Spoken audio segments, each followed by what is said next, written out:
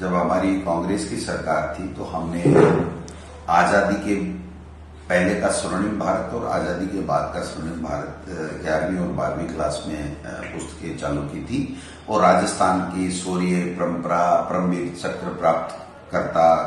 इनके स्वतंत्रता संग्राम की जो है वो पढ़ाने के लिए, बच्चों को शिक्षा देने के लिए, पीछे का इतिहास बताने के लिए हमारे राजस्थान की शौर्य परंपरा, गौरव इनका हमने चालू की थी और उन पुस्तकों को पूरे देश भर में सराहा गया था। एनसीईआरटी ने भी इसको सराहा था। लेकिन अभी चारों किताबें राजस्थान सरकार के द्वारा, शिक्षा विभाग द्वारा उनको बंद कर दिया गया है कि स्कूलों में नहीं पढ़ाई जाएगी। वहां तक भी चलिए कोई बात नहीं, उनको कोई और अच्छा मटेरियल पढ़ाने के लिए अगर उनके पास कोई सिलेबस है तो वो हम देखेंगे क्या लेकर के आते हैं। लेकिन नई चीज बच्चों के लिए नहीं ला करके, नया सिलेबस, नई पुस्तकें नहीं ला करके केवल बंद करना और उसके बाद में जो संस्था प्रधानों की वाकपीठ जो कार्यशालाएं, संगोष्ठियां, जो कार्यक्रम हो रहे हैं, सरकारी कार्यक्रम, उसमें आपातकालीन संघर्ष की गाथा नाम की एक आरएसएस के लेखकों ने जो किताबें छपाई हैं और वो बांटी जा रही हैं, ये दुर्भाग्यपूर्ण है। सरकार आरएसएस के एजेंडे के ऊपर काम कर रही है और बच्चों में आरएसएस की जो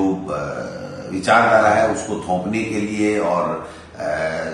अपनी जो आइडियोलॉजी है उसको थोपने के लिए सरकारी संसाधनों का, सरकारी अधिकारी कर्मचारियों का प्रयोग कर रही है। वो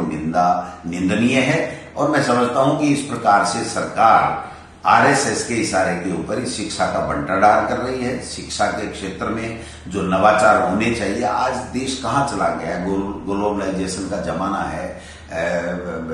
टेक्नोलॉजी, हाई टेक्नोलॉजी का और एआई का जमाना आ गया और आप केवल और केवल अपनी राजनीतिक स्वार्थ पूर्ति के लिए केवल पीछे की घटनाओं को, और वही ऐसी घटनाएं जो संवैधानिक व्यवस्था के तहत उस समय की जरूरत के हिसाब से की गई थी, उसको लेकर के आप जो है, और उसके लिए तो इंदिरा गांधी जी ने कह भी दिया था कि भाई ये हमारी गलती रह गई, इसको हमें नहीं करना। अब उसको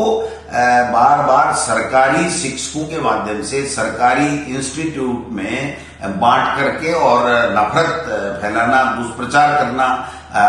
इस तरीके का जो एजेंडा चलाया जा रहा है, ये बहुत ही गंभीर बात है। हम लोग इसका विरोध करते हैं। राजस्थान की विधानसभा में भी करेंगे, जब लोकसभा चलेगी तब भी हम लोग बात करेंगे कि सरकारी